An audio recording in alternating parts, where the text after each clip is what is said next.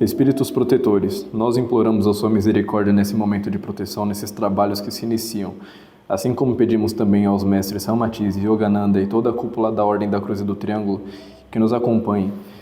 Que o coração do nosso mestre espiritual, nosso condutor, esteja aqui com a gente neste momento, aqui para que consigamos tirar o melhor proveito dessas reuniões enquanto aprendizagem.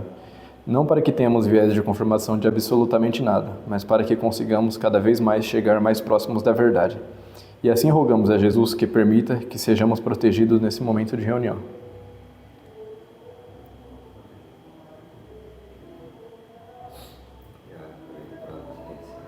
Sim.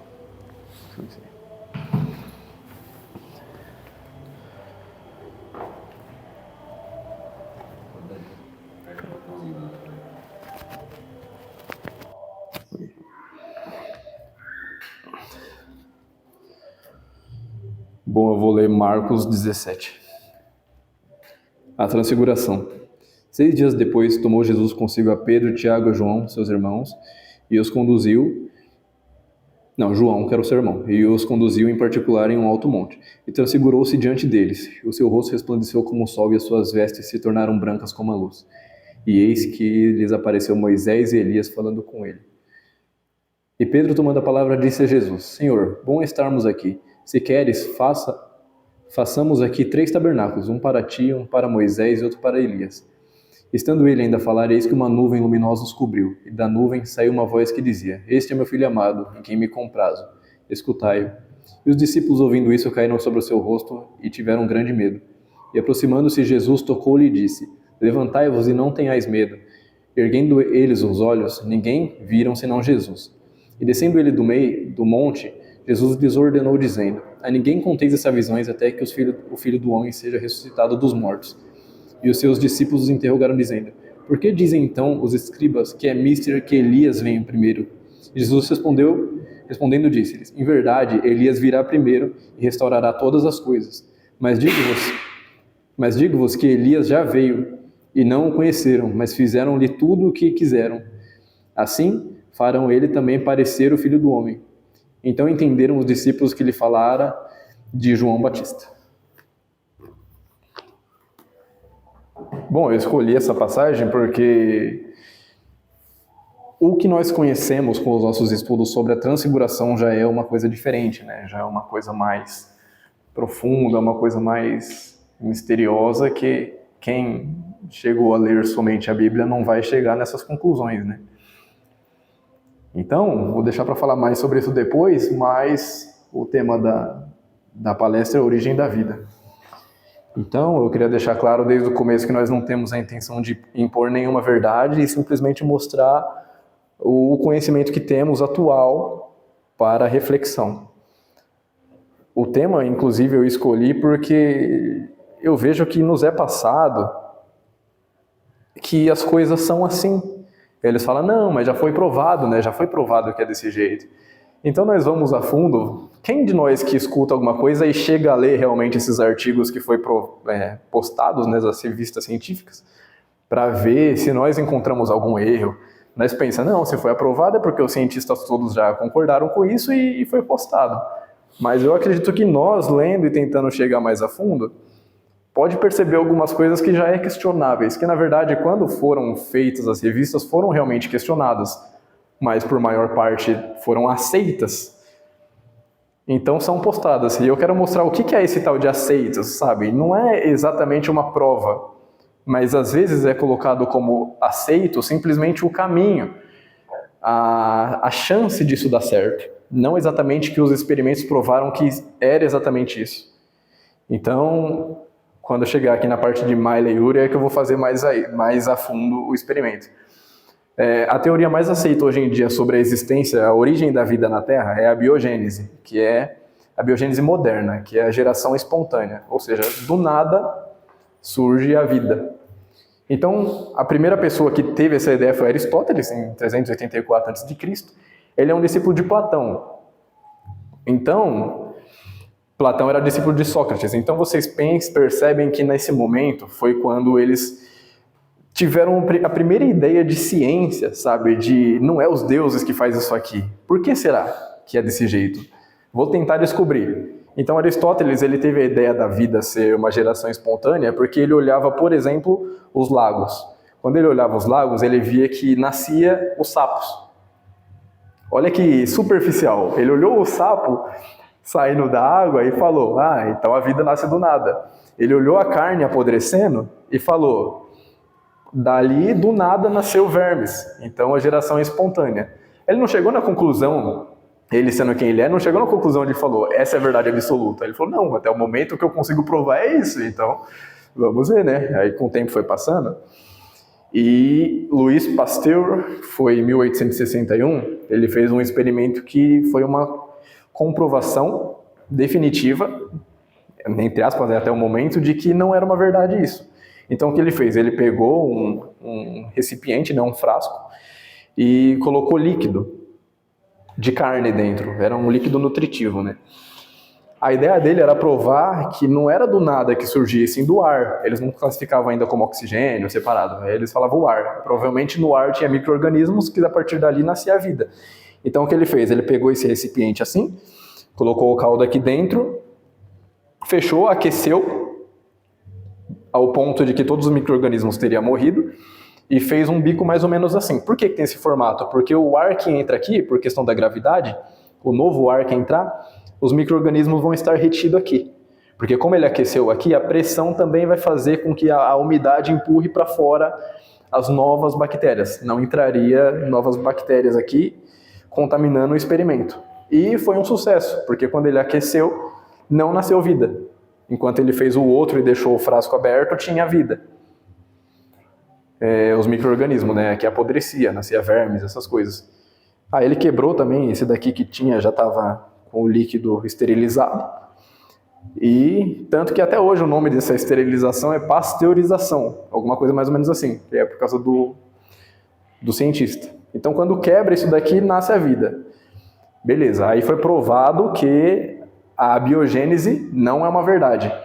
Porém, em 1953, eu não sei como pronunciar o nome, Maleyuri, ele fez um novo experimento que não desmente essa teoria do Louis Pasteur, mas é mais voltada à origem da vida no mundo, entendeu? Aqui era mais a origem na natureza, agora aqui é como que surgiu na Terra. Então esse experimento dele, ele replicou a atmosfera primitiva da Terra dentro de uma câmara e colocou metano, amônia, hidrogênio e oxigênio, os gases que tinha principalmente na Terra naquela época. E nisso, eles repetiam ele conseguia passar uma corrente elétrica nesse sistema e depois de tempos, ele chegou na conclusão de que foi encontrado, na verdade, aminoácidos. Só aminoácidos, tá? Não é o resto não, só aminoácidos. E para isso foi uma prova de que como era possível gerar a vida a partir do nada. Porque como esses gases simulavam a atmosfera, a corrente elétrica simulava os raios. Entendeu? Eu fui mais a fundo nesse experimento para entender, tá? Como assim? Como que ele fez, né? Aí que eu fui entender da câmera, com gás, com a eletricidade, refazendo os raios. E gerava os aminoácidos. Porque o raio separa as moléculas, então fica meio que o nitrogênio e o carbono fica separados no ar, assim eles conseguem se reorganizar formando estruturas mais complexas, como os aminoácidos. Mas, se você parar para pensar, é necessário que o raio caia muitas vezes no mesmo lugar para isso acontecer. Além de que ele fez num espaço pequeno, no mundo, para essas substâncias de aminoácidos se manter, é muito difícil, porque elas não são estáveis, elas são instáveis. Muito mais até chegar no RNA, porque o aminoácido, vocês lembram, né, é a camada principal da proteína. Você junta vários aminoácidos e forma uma proteína. O RNA já é um monte de proteína, com algumas bases nitrogenadas, algumas coisas mais a fundo ainda. Seria necessário chegar no RNA, que eles falam que é uma teoria, teoria do mundo do RNA, onde o RNA era capaz de se reproduzir, sozinho. Só que como ele era instável, ele sozinho evoluiu para o DNA, que é muito mais complexo do que o RNA. Sendo que esse experimento do Miley só conseguiu provar a existência dos aminoácidos e alguns resquícios de DNA, mas não em atividade, não replicando. Então é isso que foi provado cientificamente, entendeu? Não foi provado a vida, porque a vida, para ser provada, precisa de uma substância que tenha a capacidade de se reproduzir, entendeu? A partir da reprodução, que é a vida. Não é porque o aminoácido que existe no nosso corpo já é considerado vida, não faz sentido. Tudo no nosso mundo que nós consideramos como vida, né? As plantas, as bactérias, até os vírus, que entra nessa teoria de é vida ou não é. Mas se você parar para pensar, o vírus tem a capacidade de se reproduzir ainda. Então, tecnicamente, seria a vida. Então, por isso, eu queria já explicar o que eu falei no começo. Vocês veem que isso é o que é mais aceito hoje em dia e não provou nada. É a teoria mais aceita e não provou nada. Só provou que é possível formar aminoácidos. Mas e aí? Agora eu vou falar sobre as outras teorias, né? Essas eram as mais aceitas.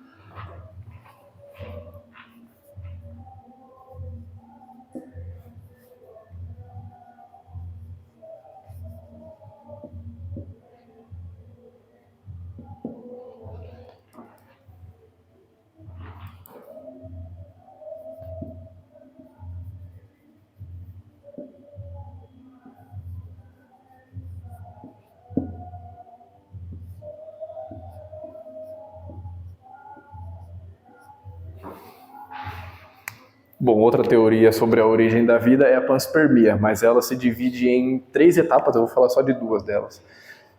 Não são etapas, são tipos possíveis. A panspermia em si, ela não traz a resposta para a origem da vida, mas ela traz uma ideia sobre a origem da vida na Terra. Por quê? Porque a litopanspermia é a ideia de que a vida veio por um meteoro. Ou seja, é aquela ideia de que em algum outro universo a vida já existia como bactérias ou micro-organismos e aconteceu alguma explosão lá, essa bactéria saiu ao ar pelos meteoros, né? E chegou na Terra e se replicou e se espalhou a partir do zero, provavelmente na água.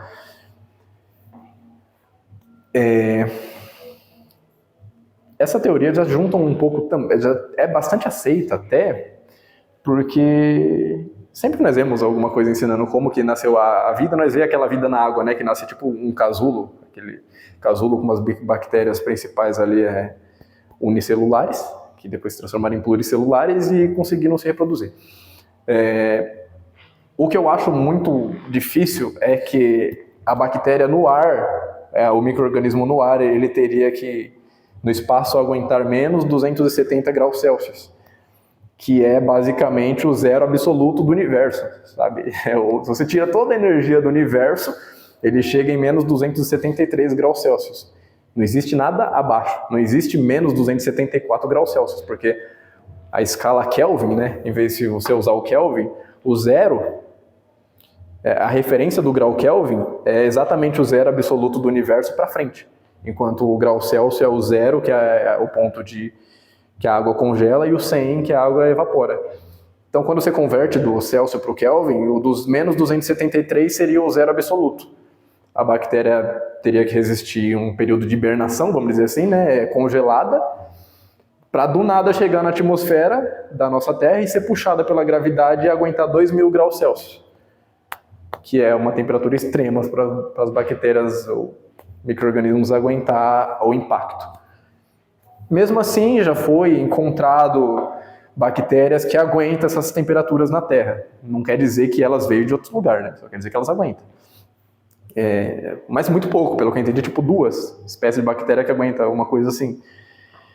Eu, do meu ponto de vista, eu não acho que seria impossível acontecer isso, mas também não acho que isso seria a explicação para a origem da vida. Eu acho que isso pode acontecer sim, as bactérias vêm parar aqui de vidas de outro lugar, mas não seria a origem não. A outra ideia é a panspermia dirigida.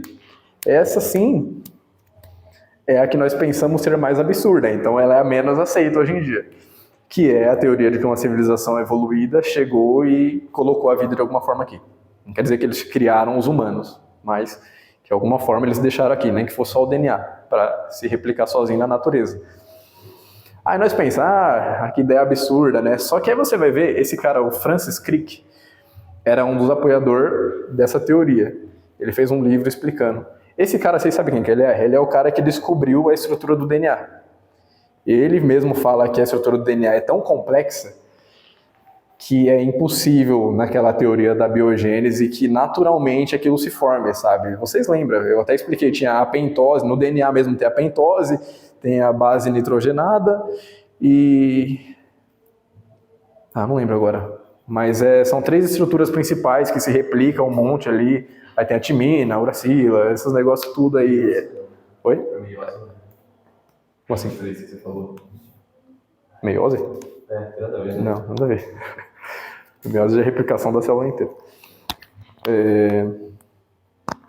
Então nós vemos que não é uma ideia doida nós chegar e falar, não, quem criou nós foi os extraterrestres, porque esse Francis Crick ele ganhou um prêmio Nobel de 1962 pela descoberta da estrutura do DNA. É um cara muito inteligente, sabe? Você vê os feitos dele na Terra, ele mudou praticamente muita coisa. E acreditava nisso. Agora, como nós já temos uma noção de que é sim possível essa ideia de extraterrestre, sabe? Não é uma coisa tão fora do comum, eu vou querer entrar mais a fundo nas pirâmides. Porque aí sim, através da sequência de montagem dela, nós conseguimos entender que não faz muito sentido, sabe? Os humanos ter feito. Nesse ponto, eu vou entrar com a minha experiência de engenharia, tá? Eu tenho 4 anos de engenharia já de experiência de montagem de estrutura metálica, eu trabalho, né, nessa parte. E eu tenho uma obra que é muito parecida, não se compara, né? Mas é uma pirâmide também bem menorzinha, que é uma cobertura metálica. Eu acho que dá para mim, através dos projetos, demonstrar como que eu, como engenheiro, estudo a obra quando ela é passada para mim, desde o orçamento até ser fechada a proposta. E desde o orçamento já é estudado a montagem, conversado com as outras equipes, como vai ser a compatibilização, estudado como que eu vou pegar o material da minha empresa, que nós compramos da Gerdau, né, e leva até a obra, que geralmente é longe também, então vai de carreta. Estrutura metálica é uma estrutura pesada também, tá, gente? Não é... Ela é vendida por quilo, não é igual metros quadrados de concreto. Então, como as pirâmides, o que mais impressiona é o quilo também, as toneladas, né? Eu acho que vai dar para fazer uma boa comparação.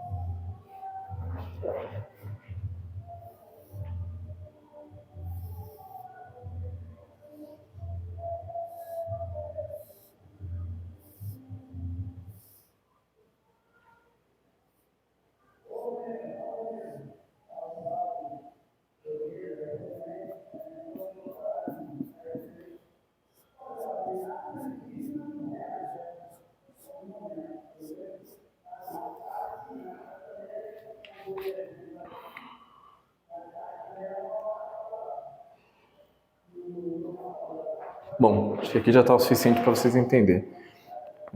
A ideia principal é fazer uma cobertura. A casa praticamente está aqui embaixo, ela até se estende, na verdade, em concreto, tem dois lados, praticamente. Aqui é em planta, tá?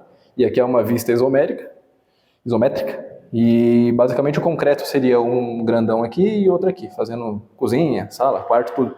E aqui no meio é só uma cobertura mesmo, com pé direito duplo, praticamente não tem nada aí entre essa cobertura aí, é só para deixar bonito mesmo. Então, a ideia principal era fazer essa estrutura, né? A arquitetura fala assim, eu quero fazer isso aqui. Como que faz? Aí passaram pro calculista, o calculista não é da nossa empresa, e ele chegou na conclusão de fazer assim, isso aqui são várias tesouras. Até certo ponto faz umas tesouras, aqui tem um quadro grandão, é um quadro formado de perfil W. O perfil W é esse perfil aqui, que vocês já viram aqui, o corte transversal dele é esse aqui, perfil W. Fazendo uma tesoura, são 14 tesouras, essas maiores que passam nesse sentido. As tesouras têm esse formato assim, assim, e sobe assim.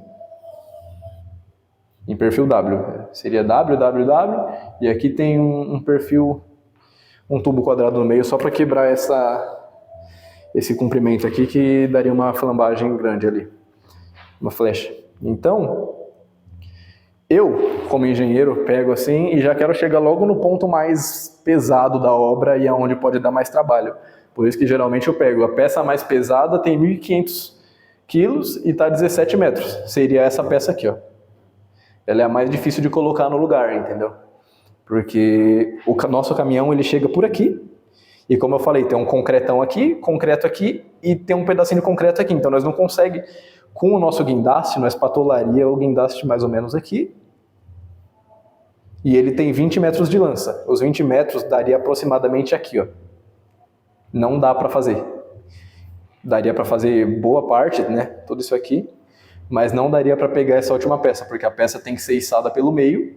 Se você pega por aqui, ela tomba, né? Então tem que ter pegado bem no meio certinho para colocá-la no lugar. Então eu conversei com o engenheiro, eu dei duas ideias para ele, de passar por aqui e deixa o caminhão patolar aqui ou aqui. Foi o que aconteceu. Ele fez uma rampa que descia aqui e chegando aqui subia. Então eu conseguia subir com o caminhão e coloquei o caminhão aqui. Essa parte ainda não fiz da obra. Quando acontecer eu vou mandar umas fotos. E daqui daria para fazer tudo. Então é um negócio bem pensado e interessante que essa obra tem 17 toneladas. O braço estendido do nosso guindaste, que tem 21 metros, vou até traçar uma linha aqui, tem 21 metros. 21 metros não dá para chegar em muitos lugares. O problema é que nessa última lança dele, ele aguenta 400 quilos. E essa peça tem 1.800. Então, mesmo que o braço chegasse até aqui, não ia dar para montar, porque não ia aguentar. O braço ia tender a tombar. Então, chegamos aqui e ficou fácil. Certo? Quanto mais distante, menos peso ele aguenta, né? Isso. O pertinho aqui aguenta, acho que 4 toneladas.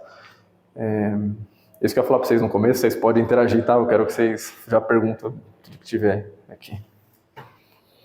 Aquele dia eu fui na obra para você, justamente porque a nossa estrutura, ela nasce em cima de 2 vigas. Então, 2 vigas de concreto deles, que passa uma aqui e eu... deixa eu pegar outra coisa, peraí.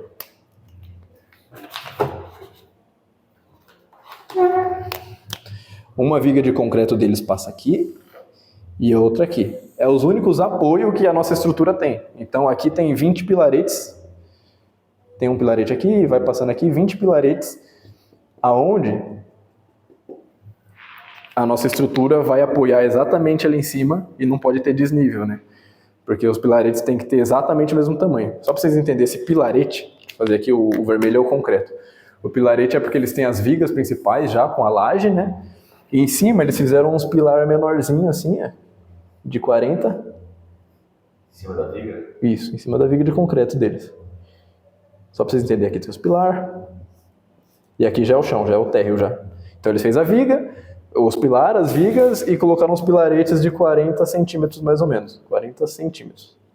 O que aconteceu? Aquele dia que nós fomos lá é para fazer a topografia.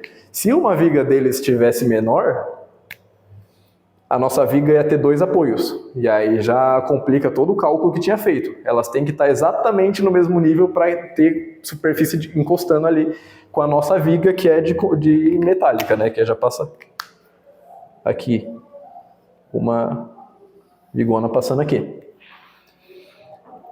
Aquele dia nós fomos fazer a topografia para ver se estava exatamente assim. Mas o que aconteceu foi que não, estava tudo errado. Qualquer centímetro diferente já daria um desnível. Isso. E aí o que aconteceu foi que nós encontramos, são 20 de cada lado, né? 40, pouquíssimos estava batendo. O tamanho exato não bate. Então, tivemos que fazer umas chapas de complemento para que todas ficassem no mesmo nível. O maior desnível que teve lá foi 53 milímetros. Aí vocês pensam, a empresa é ruim? A empresa que fez? E não, a empresa é muito boa, o engenheiro que estava lá é dedicado também, sabe? Ele falou, eu pedi para cravar, ele chamou o mestre de obra lá, deu uma bronca, falou, não, isso aqui tá cravado, por que não tá? Aí ele falou, nós fez certinho, nós fez com o nível de água, né? Eles geralmente usam o nível de água, conferiu um por um, e mesmo assim com a topografia, que já é um equipamento, topografia é isso aqui, vocês sabem, né? Parece uma câmera, tem um tripé assim, uma câmerinha aqui e um negócio aqui, aí geralmente fica um topógrafo aqui atrás. Esse negócio pega, esse equipamento pega milímetros, não é, entendeu? Teve uma diferença de 5 centímetros praticamente. Isso, é muita coisa para nós, então nós conseguimos consertar isso ainda nas chapas, entendeu? E da minha obra, é mais isso que eu queria explicar, porque quando chega às pirâmides, é assustadoramente maior, né? Mas muitas coisas se repetem. Outra, como eu falei para vocês, eu sempre na parte de orçamento eu já estudo o terreno. Eu já consigo chegar pelo menos mais ou menos no Google ali, ver se o terreno está nivelado, como que nós vamos patolar o caminhão, porque se não tiver nivelado não tem como o caminhão patolar, né? Então tem que pedir para eles, nivela isso aí para que as duas patolas fiquem certas, centralizada, para que aí sim o guindaste consiga chegar no lugar que precisa. Então, nesse caso, eles fizeram tudo certinho.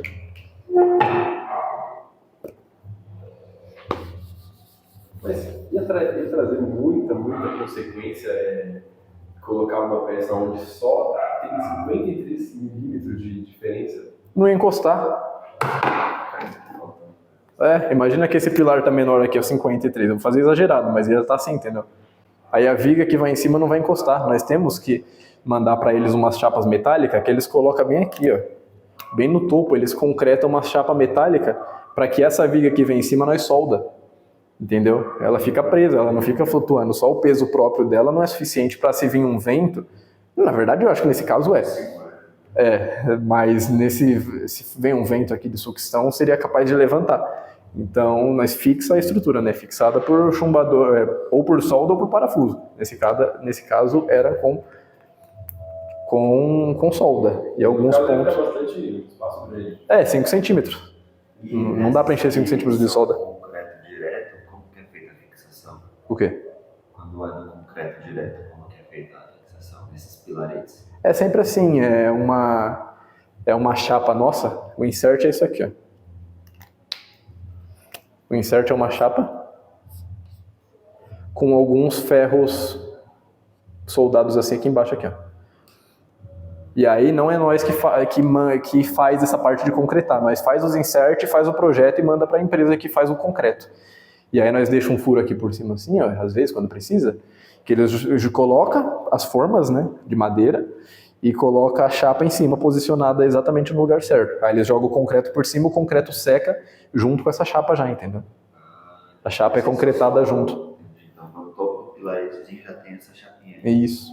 A soldada. Isso. Aí a nossa estrutura já vem aqui por cima assim, o perfil W. Faz a solda aqui, entendeu? E vai um revestimento de acrílico, vidro nessa pirâmide? Vai, boa pergunta. Esse era um dos pontos que eu esqueci de explicar. Aqui as terças, né? Aqui as tesouras que eu expliquei, ela tem esse formato mais ou menos aqui. Mas em cima tem essas linhas aqui que seriam as terças, que é os perfil U. O perfil U é esse formato aqui, ó. Vocês devem ter visto já. Esse é o enrijecido. Então, fazendo um zoom na ponta aqui, ó, fazendo essa ponta aqui, é como se a nossa estrutura está aqui. Tem o nosso perfil U, soldado junto aqui. Vários perfil U, um a cada 60 centímetros para colocar OSB por cima. OSB é uma chapa de madeira que precisa de 3 apoios. Então, praticamente ela precisa chegar até aqui, ó. Teria que ter 1.200 aqui. 1.200. E em cima dessa chapa vai uma telha que chama telha shingle. Ela começa de baixo para cima, né, que nem todas as telhas. Coloca uma folha dela assim e parafusa aqui. Coloca outra folha aqui e parafusa. E vai subindo assim, fica bem bonito. É uma telha preta asfáltica. Então aqui já seria a finalização. Essa madeira por baixo é só para ter área para colocar isso aqui. E a terça é só para ter área também para colocar o USB, entendeu? E embaixo vai um forro de palha.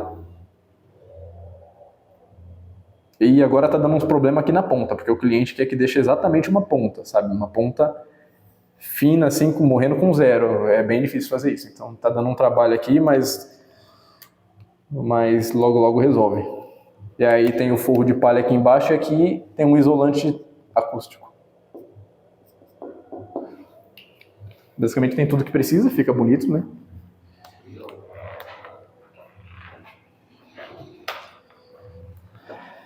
Bom, agora vamos para as pirâmides.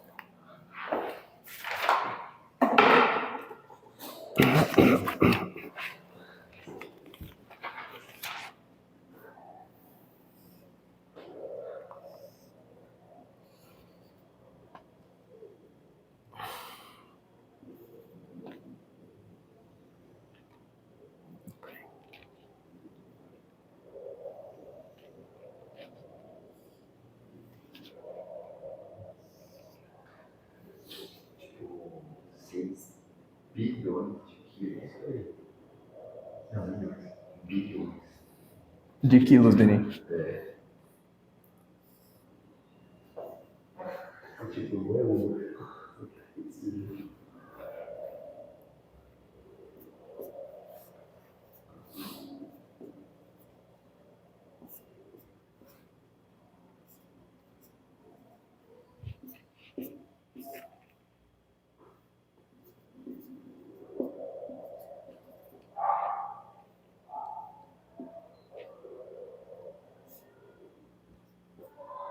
A onda inteira do Dani tem coisa de cabeça.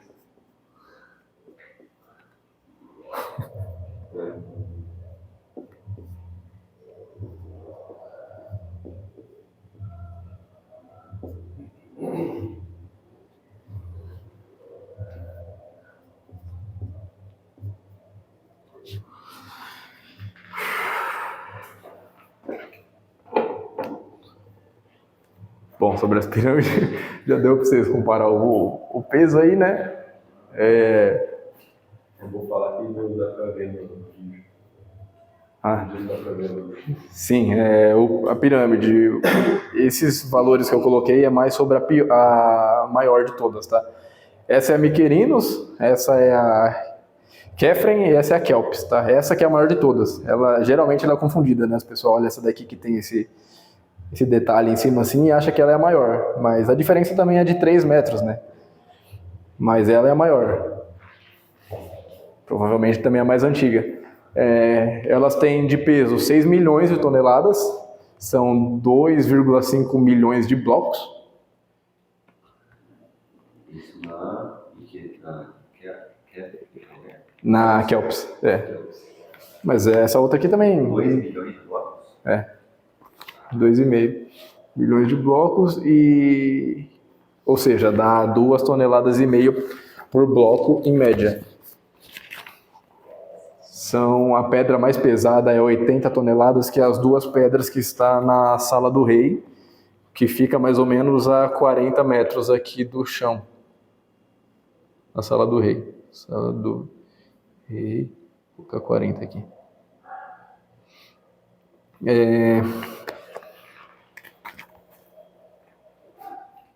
Eu, como engenheiro, fico olhando essa estrutura e realmente cheguei na conclusão de que nada faz sentido, sabe?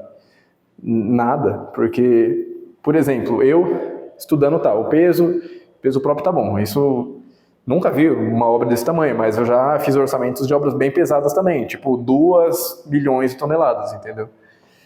Nunca cheguei a 6, mas isso só em orçamento, não cheguei a cuidar de uma obra dessa. Agora, de espaço de montagem, eu mostrei para vocês que eu teria que ver ali o nível do terreno para planejar como que vai chegar as peças, como que vai montar, né? Agora, só para estudar o local que foi escolhido para essa obra, eu já não sei como seria possível fazer na época, porque é muita coisa, é muita informação, parece que nada, nenhum desses números aqui foi escolhido à toa, todo tem um porquê. O lugar exato também tem um porquê. Então, eu vou tentar demonstrar por ordem de quão grave é a situação. Bom, um dos piores que eu acho, o menos pior que eu acho é que, se você pegar o perímetro dessa grande pirâmide aqui, tudo que eu estou falando é em relação à grande pirâmide. O perímetro, vou colocar um P de perímetro aqui, ó. Você vai ter 921,6 metros. Se você divide isso pela altura dessa pirâmide aqui, dá exatamente 6,28. E vocês sabem o que é, né? O π. O π é 3,14, é exatamente o dobro. Exatamente. Aí, um que eu achei pior ainda é o número de ouro, que é o número de ouro é 1,618. Esse número é da sequência de Fibonacci. Vocês sabem a sequência de Fibonacci que pega 0, depois 1, aí soma o 2 com 1, né? Deixa eu fazer aqui rapidinho. Vai somar um número anterior. Isso. Fibonacci você pega 0, soma com 1, aí soma com 1 aqui, daria 2, aí dá 3, 5, 8, 13, e aí vai. Deixa eu só colocar mais uns aqui, 13, 21... Aí, se você pega esse daqui e divide por esse, e depois esse divide por esse, e assim vai dividindo, entendeu? Quando você chega... Deixa eu ver aqui, eu já fiz mais rápido para não ficar colocando. Se você divide o 21 por 13, já dá 1,61. E você vê que foi tipo de 1, 2, aí depois foi para 1,5, 1,66, 1,65, e vai chegando em 1,61. Quanto mais para frente vocês for fazendo essa conta, vai chegar nesse número aqui, 1,618. E não muda mais, sabe? Fica bem próximo disso aqui. Esse número 1,618 é o que mesmo? Você pegar o 21, por exemplo, e dividir pelo 13. Não, sim, mas lá ali não está mostrando ali. Eu não expliquei ainda não. Esse é o número de ouro. Tá, o número de ouro. Aí quando você pega... Cadê aqui? Quando você pega essa pirâmide aqui, vou usar essa daqui de exemplo, tá? Mas é nessa daqui, só para ficar mais fácil de escrever. Você pega esse comprimento aqui e divide por esse aqui, que é a metade da base, dá esse número exatamente também. Exatamente. E aí, em terceiro lugar de pior que eu acho a situação, é os blocos. Que esses blocos de 80 toneladas, eles vieram de 800 quilômetros de distância. Eles não veio de perto do Egito. A maior parte desses blocos, que são de 2,5 toneladas, eles vieram dali de perto, mas boa parte também veio de longe. Agora, esses blocos de 80 toneladas, eles ficam em cima da Sala do Rei. A Sala do Rei é como se fosse assim, ó. Esses blocos tá nesse sentido assim, ó. Esses blocos de 80 toneladas. Enquanto todos os quadrados tá normal assim, ó, entendeu? A pirâmide fazendo assim. Ele tá nesse formato aqui. Aqui É como se fosse uma entrada, né? só que tá lá no meio. Não é uma entrada mesmo. Aqui, esses blocos aqui, principalmente da Sala do Rei, são blocos perfeitos. Completamente perfeitos o jeito que eles foram cortados. Não passa um cartão, assim, se você tentar encaixar, sabe? E isso é muito incrível, porque que eu saiba de técnicas de cortar pedra, existe, por exemplo, você pega uma pedra assim, ó, e você vai batendo algumas ponteiras assim, né, uma em linha, várias ponteiras em linha, tipo aqui, você fura aqui, fura aqui, fura aqui, fura aqui, fura aqui.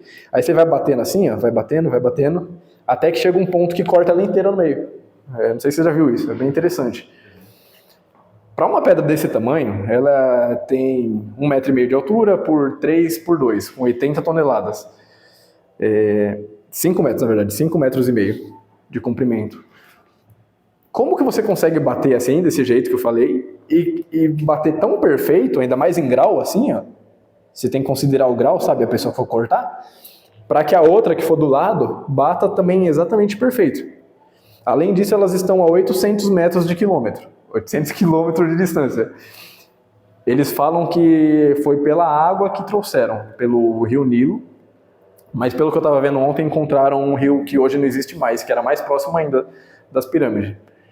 Certo. Esse rio mais perto, daria para você levar os blocos, eles falam que flutuando, ou por barcos, ou coisa assim, ou tem um outro sistema que eles colocam algumas coisas que flutuam assim, ó, depois coloca alguma coisa assim e volta assim, e aí coloca mais coisa que flutua assim, e vai essa parte flutuando e o bloco debaixo d'água, entendeu? Eu não consigo aceitar isso, sabe? Eu não acho que seja possível, mas isso eu não fui tão a fundo para ter certeza de se é possível você colocar 80 toneladas na água e uma madeira aguentar isso. Do meu ponto de vista, não faz sentido, sabe? Se você for calcular o empuxo, não faz sentido, porque um submarino, por exemplo, ele resiste isso aqui porque tem ar dentro, né? Então o ar que está aqui dentro tem que ser mais pesado do que o mesmo volume de água que daria isso aqui. Entendeu? E aí dá certo. Agora, não consigo imaginar alguma coisa com o mesmo volume que tem essa pedra aqui, que consiga colocar ali, ela vai vencer um empuxo de 80 toneladas. Não faz sentido, a água nunca vai vencer isso. Mas eles falam que é possível. Eu acho muito engraçado que eu vendo os vídeos, vendo os estudos, eles sempre falam, foi descoberto como foi feita a montagem. Aí eu vou ver lá, as ideias tão nada a ver. Sabe, que eu, como experiência, assim, eu sei que não dá certo.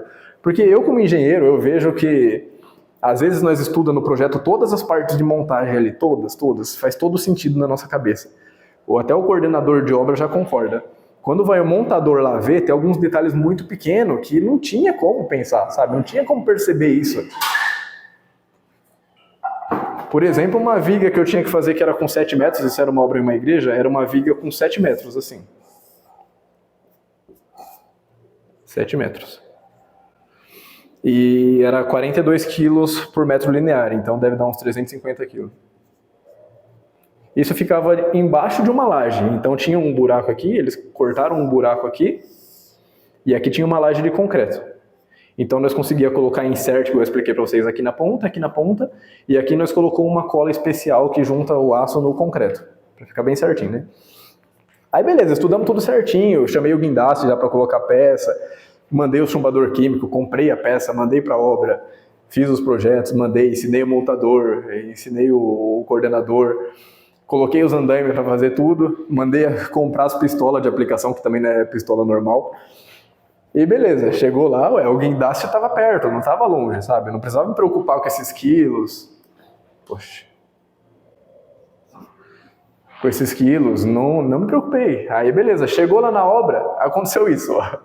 A laje está aqui, vendo de lado aqui, tá? Vendo um corte aqui, ó. Daqui para cá. A laje está aqui, o guindaste estava com a peça aqui, ó. A peça aqui, que é um perfil W. E assim. E aí, como que encaixa ali agora? Tipo assim, o guindaste só conseguia vir até aqui, ó. Ficou um espaço de tipo 10 centímetros. Como que empurra essa peça para entrar ali? Aí ninguém tinha pensado nisso, sabe? Mas isso tem solução, não é uma coisa que não tem solução, tá? Só tô falando que como engenheiro tinha muita coisa pra fazer, fiz tudo o principal e alguns detalhes acabou passando, sabe? Só o montador que tá montando lá vai acabar vendo. Então, levando em consideração que tudo que parece fácil dá uma complicaçãozinha, que nós não conseguimos nem pensar, essa ideia que ele está falando de transportar 800 quilômetros essa peça de 80 toneladas, é impossível. Eu chego na conclusão de que é impossível. Porque imagina, por exemplo, eles estão mandando lá sem querer soltar a peça. Já era. Para pegar de volta. Vai ter que cortar outra. Agora o registro de pedra de 80 toneladas cortado em quadrado perfeito no Rio Nilo, né? No Rio Nilo não. Mas já encontraram umas pedreiras com pedras muito muito mais pesada, cortada perfeitamente ali. E ninguém, óbvio que não sabe explicar por que essas peças estão ali e qual que é o objetivo dela estar ali, né? E quem que cortou, porque as técnicas não... Tá. A técnica... Assim, quando a gente olha as fotos da pirâmide, a gente vê que ela está bem deteriorada, né? Parece que as pedras não são cortadas tão perfeitas, mas isso é por causa da deterioração e da erosão. Não, bem pensado. As pedras de dentro, elas eram cortadas perfeitamente. As de fora já não precisava ser cortado tão perfeito. As médias, as de fora mesmo precisava sim. As mais externas também precisava sim. E as de dentro. Agora, a maioria dos blocos não precisava de tanta precisão. Só que esses de fora precisava porque se você parar para pensar aqui, ó, são vários blocos assim, né? Fazendo vários andares, dá 210 andares de bloco. E existe outra pedra que passa por aqui, né? Essa não tem mais, né? Essa, sim. Essa não tem mais. Mas ela não é quartzo também não, ela também é... Confundo os nomes, peraí. É calcário branco polido. A maioria das pedras era calcário. Aí tinha essas que era calcário branco polido. E tinha as de granito, que é essas mais pesadonas. Então, eu nem lembro o formato dessas peças assim, mas vamos supor que era mais ou menos assim, né? E aí era um branco polido, essas peças eram perfeitas também, tão bem colocadas. Tem uma amarração assim? Não tem não. Era só o peso próprio delas mesmo, era colocado tão perfeito que não precisa de cimento. Você lembra daquela chapa, daquele experimento até que o Hélio Couto falava? Que colocava duas perto, eu não vou lembrar explicar agora, mas colocava duas peças tão perto assim que grudava, porque não existe mais ar aqui dentro, não existe mais nada, então cria um vácuo que elas ficam presas. É mais ou menos isso, né? Puxando, encontrando com o outro, né? Isso. É exatamente isso aqui. Depois que eles finalizaram isso daqui, ficou tão bonito, tão perfeito, que parecia uma única peça, né? Não dava pra ver que nem é hoje. Uma única peça brilhante, branca, bonito demais. Por causa da erosão, então. Sim. Erosão, tanto que até a altura dela diminuiu, não é mais essa daqui. Ela já perdeu uns 3 metros, uma coisa assim. A pedra branca, como que é? Que eu não cheguei a saber, mas como que a pedra branca sumiu? Não tem mais nenhum? Boa pergunta, também eu fiquei pensando, porque se as outras também são calcário, né? Dizem que foi por um tempo, né? Foi passando, elas foram... Mas por que sumiu todas, né? Sumiu. Ou será que não sumiu todas? Eu não cheguei a pensar nisso também. Mas o que eu sei que sumiu de vez era o... Qual é o nome desse negócio aqui? Peraí. Pyramidion. Que era o topo, que era de ouro. Todas as 3 tinham um topo de ouro aqui, que na verdade era ou cobre ou ferro, mas era banhado de ouro nas pontas. Dizem que foi roubado, né? Na época, não foi roubado. Não tenho certeza. Agora, sobre a montagem, é interessante vocês pensar também que, se foi pelo Rio Nilo, as peças de 80 toneladas tinham que vir boiando, né, igual nós falou, e depois andava mais uma boa parte na terra até chegar aqui. É bem longe, né? Eu acho que se nós parar para fazer as contas, daria tipo daqui e trazer as pedras lá de Minas. Entendeu? É bem longe mesmo. Montagem, a ideia mais aceita até hoje é que eram com rampas, né? Até porque existem alguns papiros que mostram as rampas, então daí que saem essas ideias de rampas. Mas o estudo mais aceito hoje em dia também é que foram rampas internas, não eram rampas externas, né? Então, por dentro é que eles faziam rampas e iam colocando por fora. Aí eu não vou saber explicar para vocês esse detalhe a fundo não, porque eu teria que ler o livro do cara. Eu até cheguei mais a fundo assim, mas teria que ler o livro para entender tudo que ele queria falar. O que eu sei é que essas rampas internas é como se tivesse 7 graus de inclinação, ou seja, a cada 100 metros sobe 7 metros. Uma coisa assim. E vai fazendo em zigue-zague assim, ó. Tipo, sobe aqui, sobe pra cá, entendeu? Passa pra cima e vai subindo até chegar no topo. Pra mim, de novo, isso é impossível. Não faz o menor sentido, porque mesmo que você coloque 7 graus de inclinação, você decompõe a força e tem que somar ainda. É pior ainda, porque a pedra que tem 80 toneladas começa a pesar tipo 140.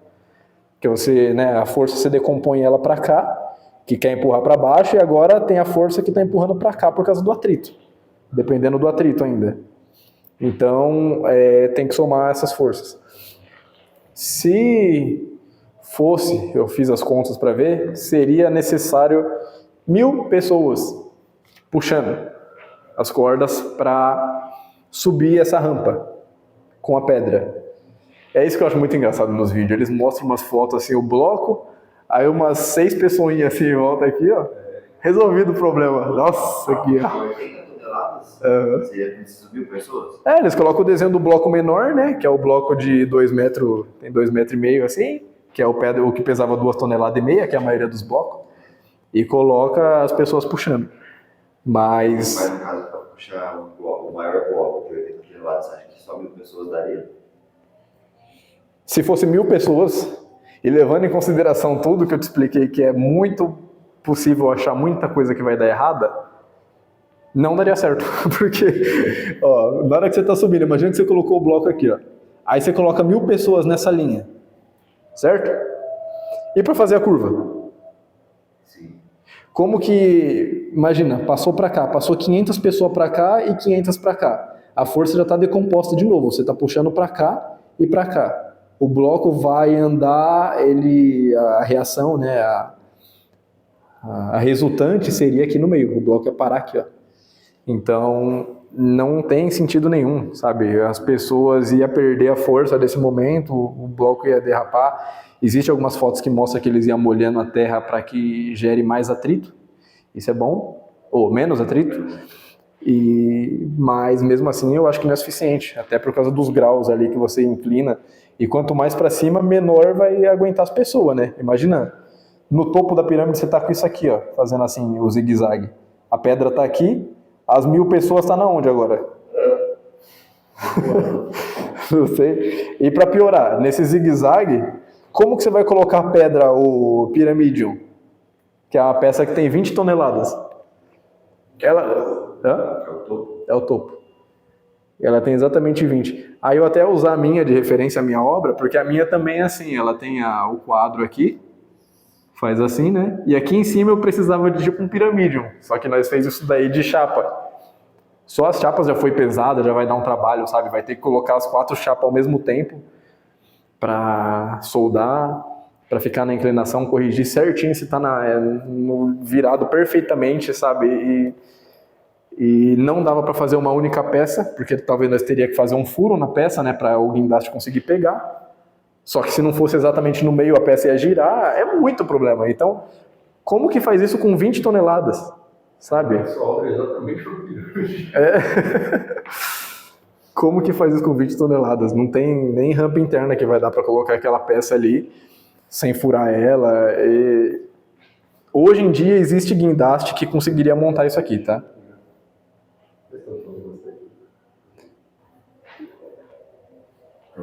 Hoje em dia existe guindaste que conseguiria montar uma peça dessa, uma obra dessa, porque guindaste com 150 metros de lança, entendeu? Que aguenta tipo 200.000 toneladas, entendeu? Os guindastes já aguentam, mas é uma coisa ridícula assim, hoje em dia. 200 toneladas. Parece um prédio, você vê o prédio fica pequeno perto dele. Mas eles se movimentam ou eles ficam fixos? Se movimenta. Eles vai, umas rodas gigantescas também, a roda tipo o tamanho dessa casa aqui. Aí patola lá, né? Mesma situação. E é raro, né? Não existe muitos desses ainda no mundo. Então, do meu ponto de vista, outra coisa interessante aqui é que o desnível, eles foram medir o desnível daqui, ó, até aqui, que é bem maior do que o meu. A minha obra daqui até aqui, ó, dava 40, né, que eu falei. Com 40 metros e contando uns pilaretes daqui, deu um desnível de 53. Eles foram medir o desnível da pirâmide e deu 23. 20. Nossa. 23. 23 milímetros. Teve só 23 milímetros. O maior De erro. De uma ponta a outra. Então, vocês viram, não cabe nem na lousa. Eu tentei juntar o máximo de informação possível, mas tem muita coisa que eu não vou nem conseguir colocar. Ó. Já expliquei o número, já expliquei o pi. Agora, isso aqui é o que mais me assusta. Se vocês pegam o nível, esse aqui eu até falei para vocês já, mas se vocês pegam a latitude da pirâmide, latitude, ela está exatamente nesse número.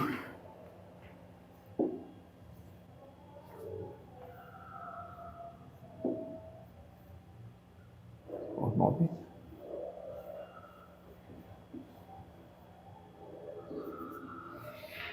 Bom, a latitude você pega do eixo do Equador ali e começa a contar para cima, né? Coloca em graus. Quanto que dá? Eu não lembro agora quantos totais daria daqui até o Polo Norte. Mas é isso, né? Você coloca N quando está subindo, do Equador para cima, 29 graus para cima, e Sul quando tá para baixo. É assim que classifica o ponto de encontrar alguma coisa na Terra, né? Agora, se fosse longitude, você já colocava leste-oeste, a partir do meridiano de Greenwich, né? Aí vocês perceberam que esse número aqui é exatamente a velocidade da luz, né? Como vocês já sabiam disso, a velocidade da luz é 299 mil quilômetros por segundo, acho que é isso, mas é esse o número. Agora... Ou 300 milhões de metros por segundo. Se dividir por mil, né? Vai dar 300 mil quilômetros por segundo. Tá certo, isso mesmo. Exatamente. Agora, para não colocar um viés de confirmação, não está exatamente aqui esse ponto, né? Não é nesse daqui da pirâmide de Gizé. Ele está a 23 metros a partir daqui. Mesmo assim, esse número ainda cai bem perto do centro da pirâmide. Dá para falar que deu um acerto muito próximo, mas existe um erro ainda, né? Um erro de 20 e poucos metros. É muito pouco para você usar o mundo inteiro e parar ali. Agora, isso complica muito o meu ponto de vista da construção, porque se eu for estudar o lugar da montagem, sem uma máquina, como que eu vou saber aonde que está exatamente esse ponto, sabe? E outra, esse ponto aqui é contado a partir da linha do Equador. Não existia linha do Equador. Né? Ninguém tinha inventado a linha do Equador ainda. A minha conclusão... Eu pensava que a Terra era plana, provavelmente. Eu pensava que era um quadrado, né? Eu pensava que a Terra era um quadrado, né? Sério? Que você chegava no limite, aí ela caía. Nossa. Isso pra mim é muito estranho, porque o sistema métrico só foi inventado em 1700. Depois de Cristo? Sim. Tipo, muitos anos depois das pirâmides já está pronta. Eu fico pensando, ou a pessoa que inventou isso aqui influenciou no dia que foi feito o Sistema Internacional de Medidas, ou é uma pessoa que viajou no tempo. Porque se eu usar a medida, né, você usa o metro. O metro é exatamente quando você pega o tamanho da Terra, vou fazer aqui para vocês entenderem, e visto em meridiano, né? Então você corta aqui em 4, pega essa parte aqui e divide em 10 milhões. O tamanho exato desses 10 milhões é 1 metro. Eles falaram, esse tamanho que deu vai ser considerado 1 metro. Então, se a velocidade da luz é isso daqui, né, só que com ponto aqui, metros por segundo, a pessoa que colocou a pirâmide nesse lugar já sabia que futuramente, lá nessa reunião que aconteceu, eles iam decidir exatamente isso. E aí, beleza, 1 metro. O segundo não, o segundo já era usado do sistema sexagesimal desde os sumérios. Então, realmente, dá para você entender que eles sabiam disso, os egípcios. Mas o metro é uma coisa que me assusta. E o Pi foi descoberto quando? O Pi também já tem histórias de que os sumérios já sabia também. Os babilônicos já usavam o número de Pi. Já é uma coisa... E o número de 1,61 também já era estudado. Eu acredito, não falam muito, né, mas eu acredito que é um conhecimento antigo, já desde a época dos egípcios mesmo. Para mim esse é o ponto mais assustador e existem umas coincidências que me deixam muito pensativo e também não tem explicação. Por exemplo, vocês viram que ela fala que ela é alinhada com o cinturão de Órion, né? Se você puxa uma linha daqui até aqui, ó, reta, é que no meu desenho não vai dar certo, vai estar ao contrário, essa daqui teria que estar para cá. Mas vamos fazer assim só para vocês entenderem. Aí depois você puxa dessa ponta até aqui, ó, até essa ponta aqui, dá um desnível de mais ou menos 2 graus. Que é exatamente das pirâmides, das 3 estrelas lá, exatamente. E o nome delas também é muito parecido. Aí tá, dá pra você falar que o desnível é feito por causa das Três Marias, né? O cinturão de Órion. Tudo bem. Só que o nome dessa menorzinha aqui é Miquerinos, né? Kelpis e Kefren. Kefren e Kelpis. Aí o nome das Três Marias que foi dado também, que não teve nenhuma baseação nas pirâmides, né? É Mintaka, Aunilan e Alintak. Aí eu fiquei pensando, o nome Kelpis e Kefren parece. E o nome Aunilan e Aunitak também. E a última é Miquerinos e Mintaka. Você separou que é muito parecido também? As duas é Min e as duas outras têm os nomes parecidos. Aí eu pensei, Aí fui pesquisar, né, para ver se era baseado uma na descoberta do outro, só que não. O nome das estrelas é baseada já num conhecimento árabe. Não tinha nada a ver com os egípcios. É antigo também, era tipo de 1300, antes da já era a Idade Média, né? Então não tem o conhecimento científico em cima ainda para fazer aquele negócio bonito que tentaram fazer depois da Revolução Francesa, né, do Iluminismo. E o nome dos reis é o nome dos reis. Então é simplesmente mais uma coincidência, né? As pirâmides é o nome dos reis? É o nome dos reis. A história que eles falam que as pirâmides realmente foram feitas é simplesmente porque os reis morreu, né? O Kelpis. Kelpis era o nome do rei que construiu a pirâmide dele. E Kefren e Miquerinos é realmente o nome dos faraós.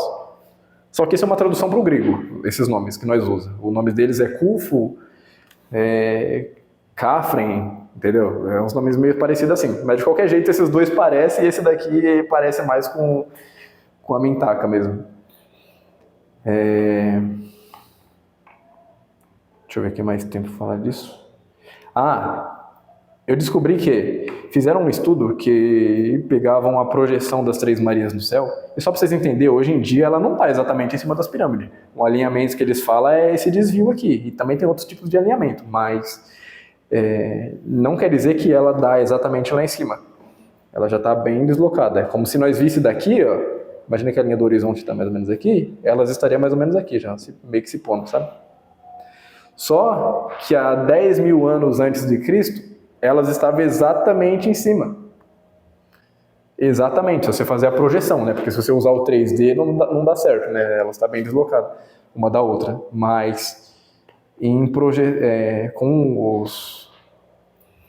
É porque existe um movimento da Terra que ninguém fala muito, né? Que é a precessão. Então a precessão, a Terra gira, eu não vou saber explicar muito, tá? Mas ela gira e o grau das estrelas que está no céu inclina também. Então, hoje em dia, não está na mesma inclinação as três. Mas se você faz há 10 mil anos atrás, além dela voltar exatamente para cima, ela desinclina. Porque eu acho que cada um... Também a inclinação não é muito, né? Por causa que essa precessão dura mais ou menos 23 mil anos. Então, ela está a 1 grau de inclinação e exatamente em cima. Esse eixo, assim? Esse eixo aqui só para Isso. E aí eu fico pensando que se ela estava exatamente nesse ponto há 10 mil anos atrás, não é possível que as pirâmides já estavam lá? Quando os egípcios chegaram, não é possível que elas já estavam lá ao invés deles ter construído?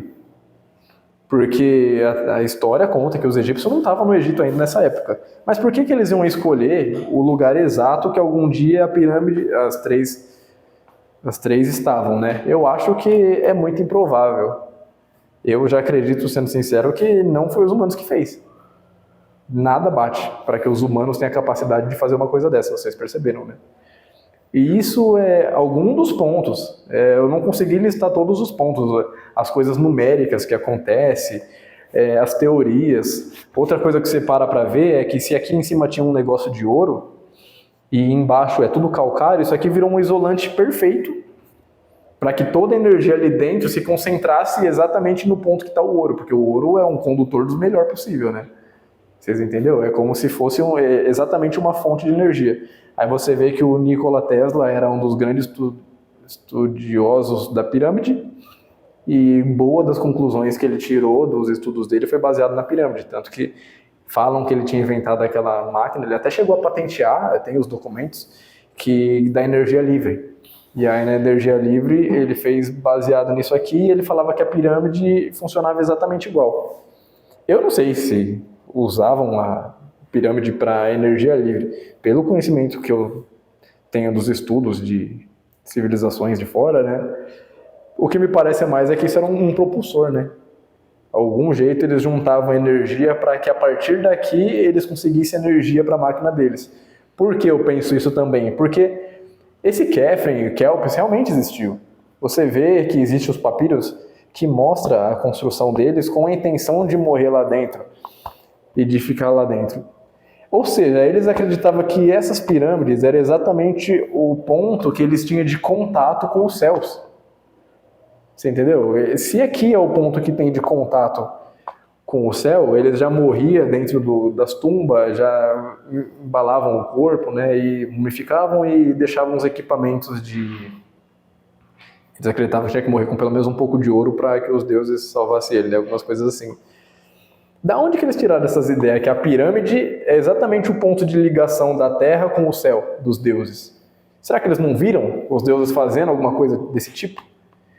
Então, o que me dá a entender da minha conclusão é que quando os egípcios chegaram aqui, as pirâmides, essas 3 já estavam, e eles não teriam capacidade de fazer umas tão grandes, eles começaram a fazer as menores deles. Só que na época do Kelps e o Kefren, eles fizeram reformas. Tudo indica que nessa época eles ainda estavam na Terra, né? A outra civilização de fora também estava na Terra. Não é como se eles chegou e não tinha mais ninguém. Então o que me parece é que eles trabalharam junto. Esse Kelps, sendo faraó, ele ajudou mesmo os seres de fora na construção, porque o papiro mostra que ele ajudou a construção. Talvez seja uma reforma, sabe? Ela já estava grande, como já tinha mais de 10 mil anos, ela começou a apodrecer, foi trocando algumas pedras, então é isso que os papiros indicam, e quando ele morreu, ele realmente ficou lá dentro, por causa que os deuses tinham esse contato. É a minha conclusão. Não tenho certeza, né? Bom, acho que é isso, gente, minha palestra. Deixa eu ver se faltou alguma coisa.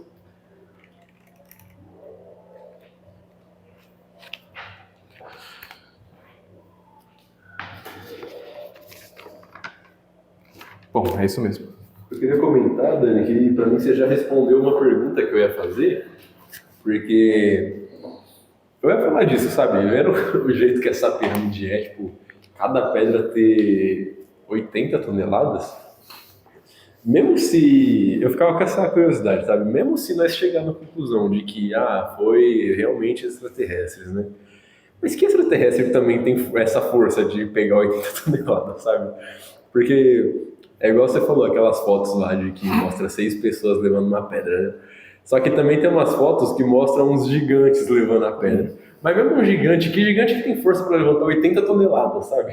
É muito pesado ainda. Mas eu acho que sim, porque pela teoria dos deuses astronautas, eles já tinham a capacidade de controlar a gravidade, lembra? Tanto que a velocidade que eles chegam é pela distorção do espaço-tempo.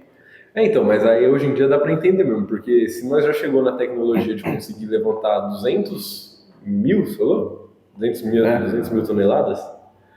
E nós, sendo humanos, já chegou nessa tecnologia, imagina os seres de fora, né? Então, realmente, se para nós já não é um desafio... É porque o peso só existe por causa da gravidade, né? Se você controla, a partir do momento que você controla a gravidade, você consegue inverter tudo. Você usa a gravidade reversa, imagina. A gravidade, não sei se vocês sabem, mas é a força mais difícil de explicar hoje em dia.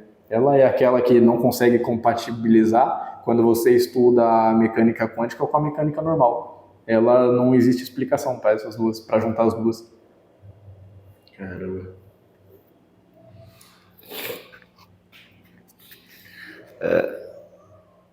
Foi muito completa essa palestra, parabéns. Porque Obrigado. teve muita resposta que você já foi dando aí, quando ainda estava na minha cabeça.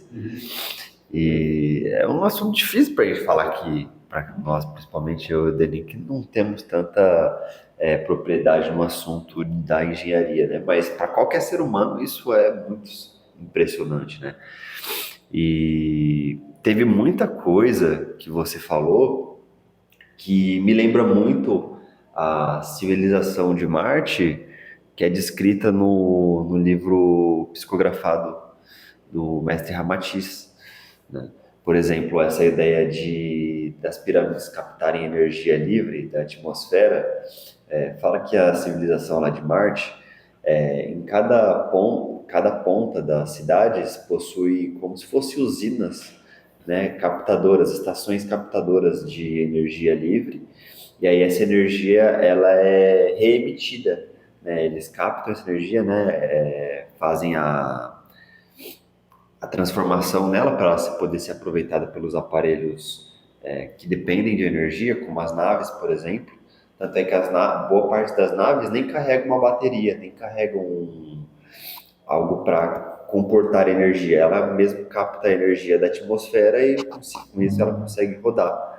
Assim também as casas, então eles não dependem de fios. Toda a energia deles lá é transmitida via ar, né, através do magnetismo.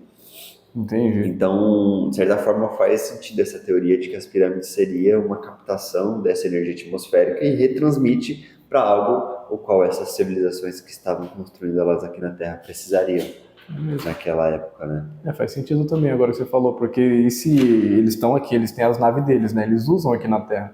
Então eles Sim. precisam mesmo dessa energia, né? Seria bom para eles. Exatamente. E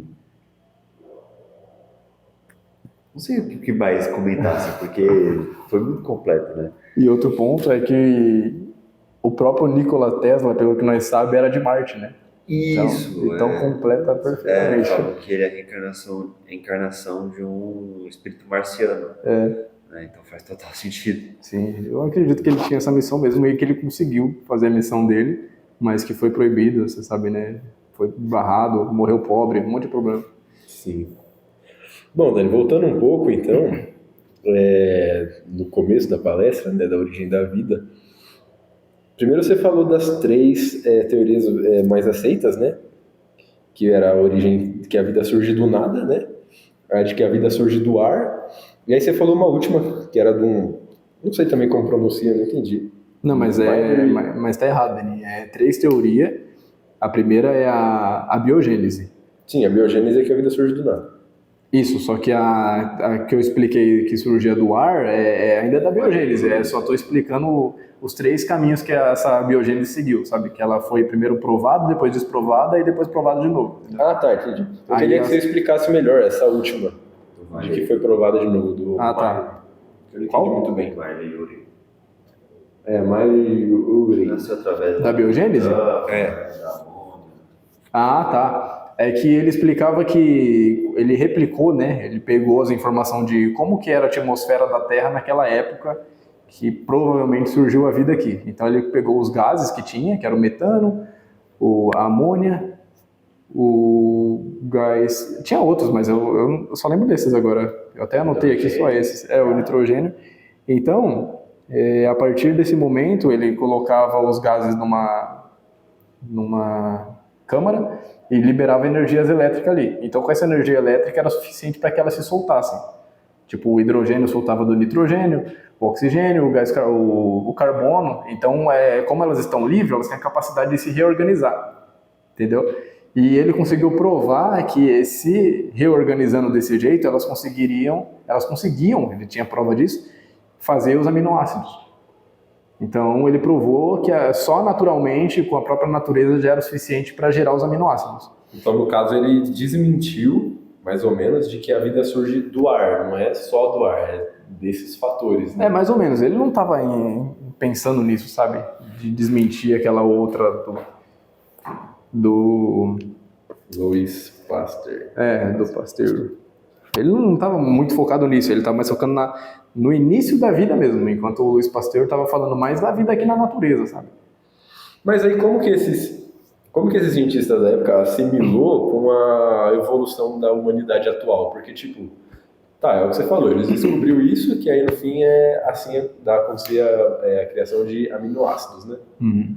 Tá, mas e nós? E o corpo humano inteiro? Não, Sabe? então, Quanto porque- tempo de evolução para isso? Aí eles ainda acreditam, aí junto ao negócio de Darwin, né? Mas eles acreditam que surgindo a vida, surgindo o aminoácido, depois surgiu a proteína, depois surgiu o RNA, aí o RNA tinha capacidade de se replicar, aí a vida, mas não foi provado, entendeu?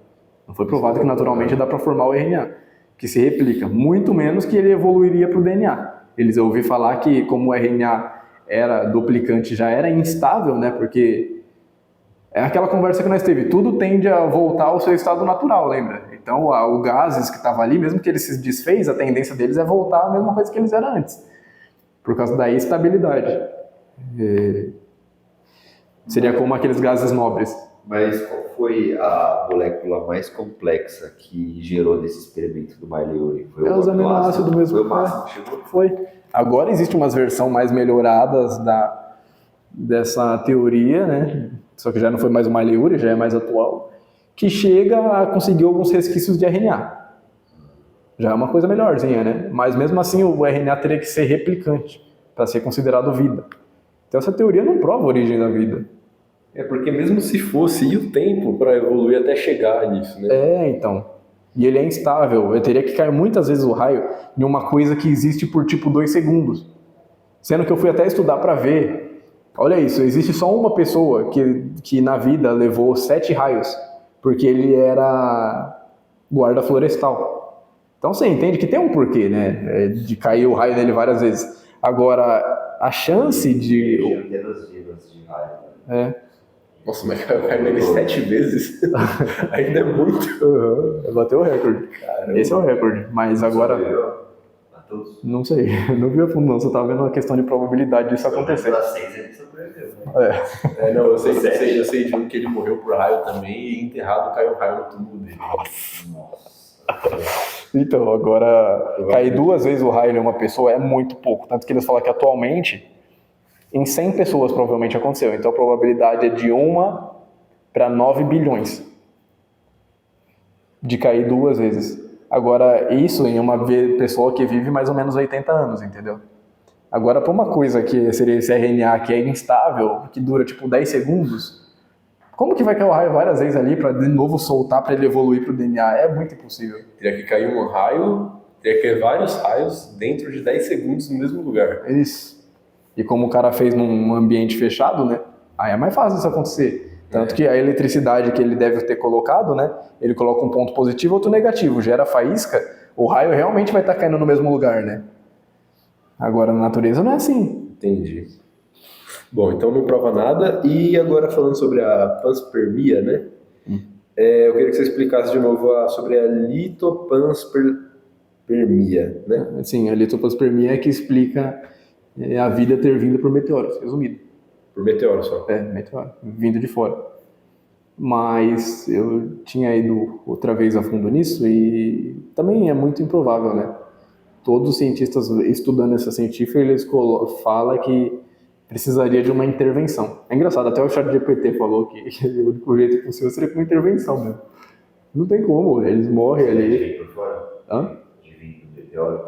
Porque se vir por fora também cai em algum lugar ali, e não quer dizer que ele vai se duplicar, entendeu? Ele estava congelado ali, né, antes de cair aqui. Não quer dizer que depois ele vai descongelar e vai ter todas as condições para sobreviver de novo. Não quer dizer nada. Entendi. Ô Dani, como que você... É lógico que eu e o Valdir, e acredito que nós três já tem a nossa ideia, né?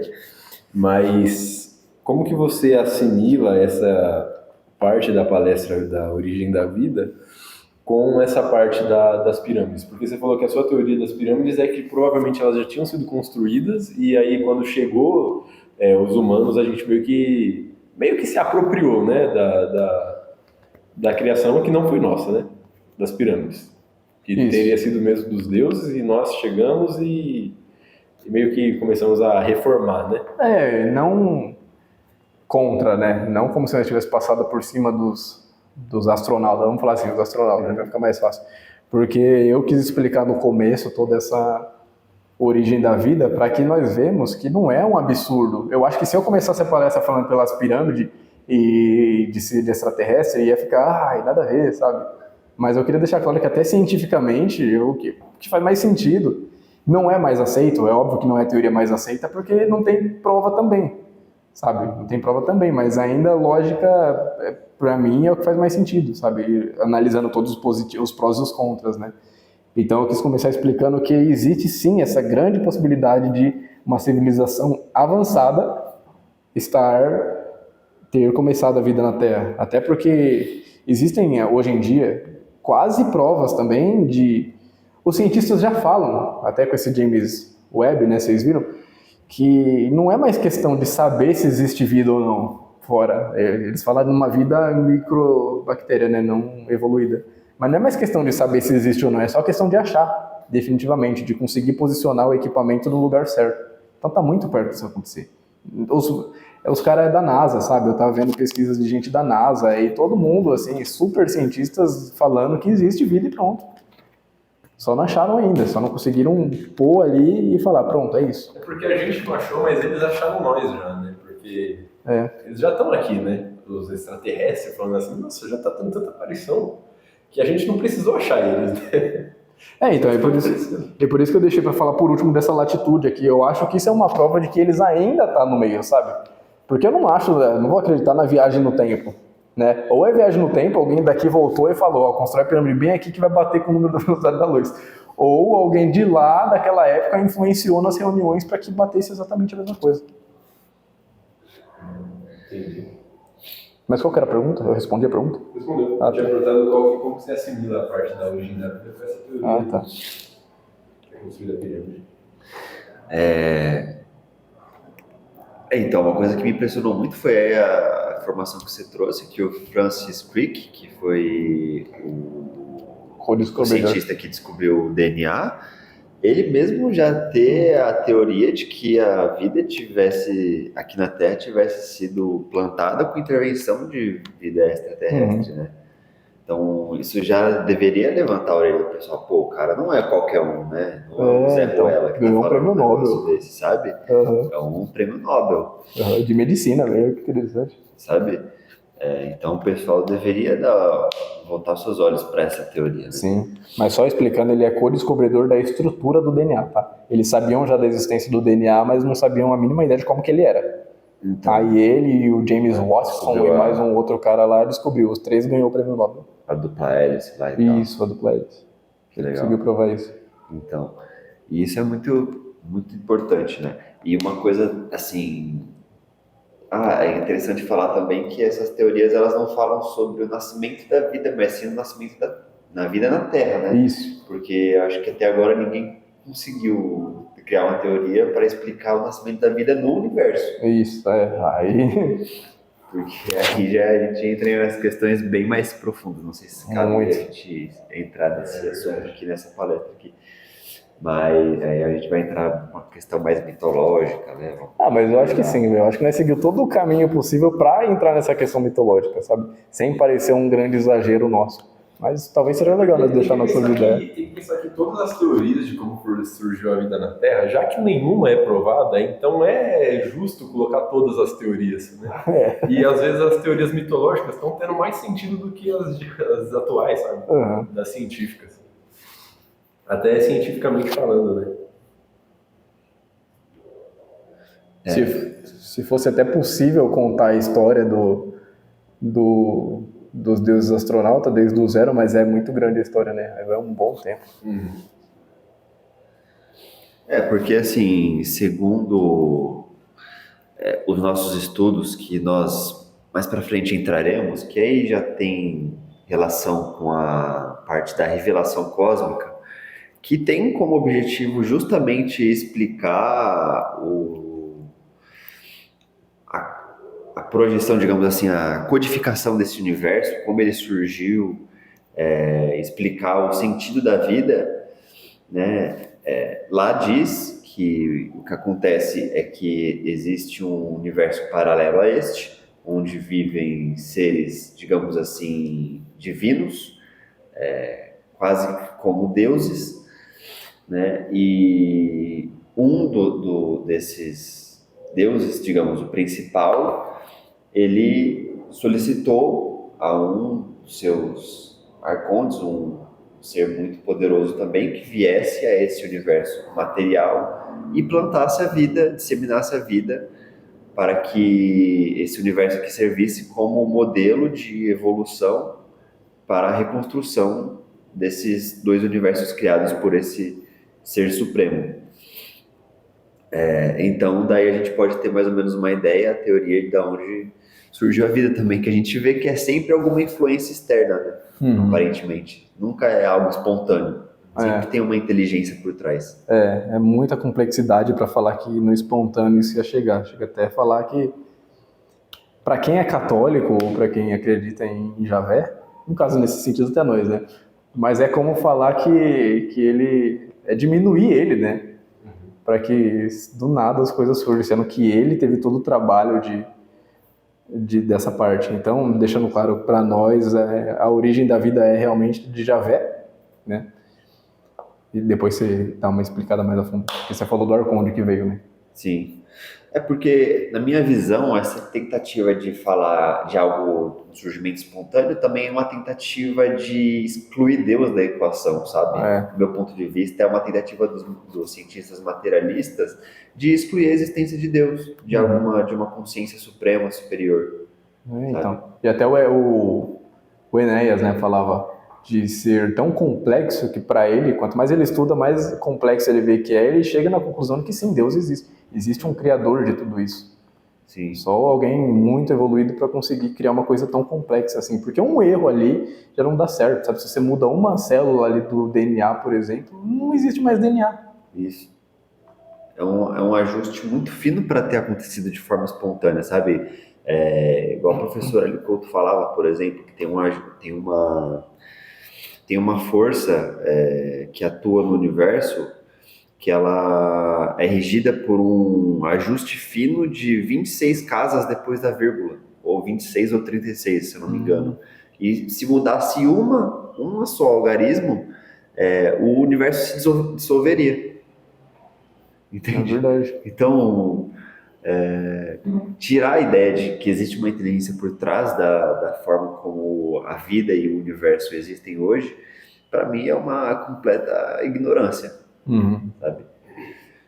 Eu percebo também uma coisa que não faz sentido de tirar a ideia de ter um criador, sabe? Uma energia por trás que cria a vida, porque a gente percebe que a coisa que difere mesmo a vida no geral é que ela não é uma coisa material, sabe? Porque se ela fosse só um acontecimento material, a vida, a gente poderia falar que uma inteligência artificial também é uma vida, né? Por que a inteligência artificial não é uma vida? Porque ela não tem uma vitalidade, sabe? Parece que o que faz a vida ser a vida não é o fator material, é esse fator energia, sabe? Essa vitalidade que a vida tem. Isso sim é uma coisa difícil de explicar. Eu acho que é por isso que até hoje nenhum cientista consegue explicar direito a origem da vida, sabe? Porque não é simples, não é uma coisa tipo, do nada surgiu uma matéria ali, pronto, essa matéria era diferente das outras, tipo, essa planta é diferente dessa pedra porque essa planta tem vida. Mas o que é isso, sabe? O que é a vida, sabe? Então, né, em tudo que eu expliquei aqui, eles acreditam que a vida é exatamente no momento da replicação. E aí, até certo momento, eu acho que eu concordo com isso, sabe? Tipo, a inteligência artificial não tem capacidade de se reproduzir. Então, ela não é vida. Mas é claro que no mais a fundo, aí você vai chegar na conclusão de que não, né? Porque a vida é eterna. Jesus falava, a vida é eterna. Só que não dentro desse corpo. Então, quando nós morremos, a vida continua. Do lado de lá, do lado espiritual, nós continuamos com vida, mas não tem a capacidade de se reproduzir. E mesmo assim nós temos a vitalidade, que é o que você está falando, né? Que é a consciência. Até porque uma inteligência artificial tem a capacidade sim, de se reproduzir. A inteligência artificial sabe criar outra inteligência artificial. Nossa. Ela não tem a vontade. né? Ela não tem a consciência de pegar e falar, bom, eu sou uma inteligência artificial, então eu vou criar outra, porque ela não tem senso do eu, ela não sabe o que ela é. Mas se você pedir para uma inteligência artificial o código para criar outra inteligência artificial, ela sabe. Caramba, E entendi. nem por isso ela tem vida, né? E também porque a vida, a reprodução acontece por qual vontade, né? Se parar pra pensar, acontece por causa do instinto de sobrevivência, não por causa de vontade mesmo. Agora a inteligência artificial nunca vai ter essa vontade, esse instinto de sobrevivência, né? Ainda, né? Isso, claro, né? Pegando esse gancho que você falou sobre a questão da vida reprodutiva ser sobre estar aqui na Terra, porque estando fora do corpo a gente não se reproduz, né? Porque seria, sei lá, como criar uma alma. Acredito que nós não tenhamos essa capacidade, pelo menos não neste momento evolutivo. Mas a gente me veio a reflexão aqui de que, no final das contas, o que é vida e não vida? Sim. Sabe, se você for parar para estudar a questão energética, vibratória, tudo vibra, né? Então, em tese, tudo é energia, e por mais que essa energia ela não se manifeste de forma a se reproduzir ou de forma orgânica, tudo tem vida, né? Tudo está vibrando, tudo tem energia, né? Então, no final das contas, aqui, o conceito de vida que os cientistas têm ainda é equivocado, sabe? Porque a gente tem um conceito de que vida precisa ter uma célula que faz meiose, mas o que está por trás do que os nossos microscópios, mesmo que sejam os microscópios quânticos esqueci o nome, os eletrônicos, né? Mesmo que sejam esses mais avançados, eles ainda não conseguem captar o que está além da matéria, né? Que seria a parte energética, a parte quântica, a parte magnética, né? Do éter, o éter cósmico, por exemplo. Eles não conseguem compreender isso, mas por trás de toda a matéria, para subsistir isso aqui, depende do éter. Então, se tem o éter, a existência por si só ela já comprova a vida. Entendi. Mas ainda bem que eles têm uma opinião equivocada nesse caso, para pensar. Por isso que eu falei, eu acho que eles falarem que a partir do momento que se replica, tá ótimo, para provar alguma coisa. Porque aí eles não provou nem que se replique e tá falando que essa teoria prova a vida, entendeu? E não, eles estão usando isso daí para provar uma coisa que não é verdade, entendeu? Se eles levassem em consideração esse mesmo ponto de vista que nós tem, aí piorou. Criou o aminoácido, criou a vida, então. Entendeu? Porque já existe. Aí que ia piorar mesmo. Sim. Mas sim, faz sentido. Eu acho que nós temos que, nós mesmo, entender o que é a vida, né? Sim. Vocês concordam comigo que parece que existe dois tipos de vida? Porque eu fico pensando assim, a gente entende que quando a gente pensa na questão de vibração, a gente entende que tudo tem vida, né? Tudo. Então não tem como uma coisa não ter vida, porque uma coisa não ter vida significaria alguma coisa não vibrar. Se essa coisa não vibra, ela não existe. É verdade. Então ela deixaria de existir. Então tudo tem vida, né? Mas então, tipo, qual que é a diferença de, sei lá, de uma pedra para nós, por exemplo, na questão da vida, né? Aí parece que existe dois tipos de vida. Parece que existe uma vida individual, sabe? Que é a nossa, por exemplo, que a gente é uma vida, é um pedaço de Deus, né? Individualizado, que temos a nossa vibração e temos consciência disso. E tem uma vida mais universal, sabe? Que é tipo a vida de uma pedra, que ela é uma coisa que também sai do Deus ainda, do verdadeiro Deus, que tem a sua vibração, mas ela não tem senso de si. Ela não sabe que ela é uma pedra. Ela ainda é só um pedaço de Deus. Ela não tem seu livre-arbítrio, sabe? Entendi, faz sentido. É igual aquilo que nós falamos na palestra passada, tipo, o que é igual, o que é acima é igual ao que está abaixo, né? É como se a nossa vida fosse uma cópia da vida, que é a verdadeira, que seria do Pai, que é a mesma da pedra que você falou. E nós temos a mesma vida da pedra. E outra coisa é que você falou também da vibração. É verdade, nada para de vibrar, porque o parar de vibrar seria o zero absoluto do que eu falei, do Kelvin, sabe? Porque o calor, vocês sabem, né? O calor é simplesmente o grau de agitação das moléculas, a vibração. Se chegar no zero absoluto ali, já fizeram estudos e mesmo assim prova que ali no zero absoluto ainda existe vibração, sabe? Então, talvez nada chega no zero Kelvin. Não, o engraçado é que pensando assim, parece até que uma pedra que ainda não está individualizada, parece que ela acaba sendo até maior do que a vida individualizada, porque ela não tem uma individualização, então ela ainda é só um pedaço do Deus, sabe? Entendi. Ela não tem ego, Entendi. entendeu? Então, a ideia que eu quis passar com o meu último argumento é que, na verdade, não existe não vida, entendeu? Tipo, se Deus, né, trazendo aqui mais para o que nós acreditamos e estudamos, se Deus permeia toda a existência e Ele é a fonte de toda a existência e a energia que provém dele é o que manifesta e sustenta toda essa existência, então não existe nada que não seja vida, entendeu? Porque é a própria vida de Deus se manifestando de forma visível, algumas de forma individualizada, como a inteligência individualizada, como nós, que somos almas individualizadas, particularizações da consciência maior, mas existe também a parte que não é particularizada, é uma inteligência não particularizada, como as pedras que em algum momento na sua evolução virão a ser. Como os próprios livros dizem, os minerais eles estão em evolução, os vegetais estão em evolução, os animais inconscientes de alma coletiva estão em evolução, os animais de alma individualizada, como os cachorros, os bois, as vacas, os cavalos, eles também estão em evolução, por mais que ainda eles não tenham um senso, um ego tão particular, tão individualizado quanto o nosso, a ponto de ter um nível de raciocínio, de intelectualidade, mas eles estão em evolução, eles são vida. E, inclusive, se a gente for pegar para ver, tudo de alguma forma provém desses minerais. Então, se for ver a nossa parede, que ela é constituída de coisas naturais, que provieram dos minerais, dos vegetais, da terra, ela também é parte de tudo isso, então ela também está evoluindo. E é vida também, por mais que não seja uma vida que se reproduz. Caramba, eu tô impressionado como que a palestra chegou nesse ponto, porque no fim das contas nós chegamos na conclusão de que a partir de que existe, tem a vida, e depois que já existe, não existe como não existir, ou seja, não existe a morte, que é o que Jesus tanto falava. Como pode, né? Jesus estava certo de novo, não é sempre prova que Jesus estava certo, mas achei muito legal, por um caminho muito diferente, nós chegamos nessa mesma conclusão. Sim. Caramba!